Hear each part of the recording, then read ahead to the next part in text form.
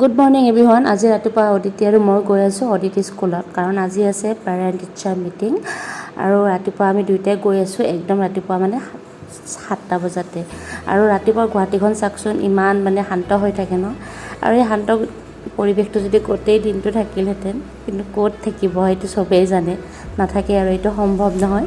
আৰু আমি বৰষুণ এনজয় কৰি গৈ আছোঁ, কাৰণ ইমান বেছি ভাল লাগিছে। তাতে আকৌ ৰাতিপুৱা বৰষুণ যাক, পিছলৈ কিন্তু বৰষুণ যাক বহুত বেছি ডাঙৰকৈ আহিল।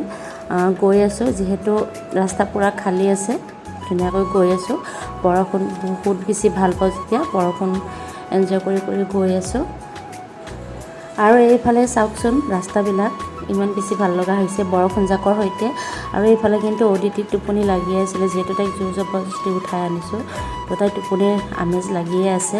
যিয়ে নহওক, আৰু তাইক মই কৈছোঁ যে আমি যাবই লাগিব, কাৰণ মানডেৰ পৰা তাই ৰাতিপুৱা 6:30ত যাবই লাগিব। তাইক এনেকৈ বুজাই গৈ আছোঁ। তাৰপিছত আমি স্কুল পালোঁ বাৰু বৰষুণৰ মাজে মাজে গৈ।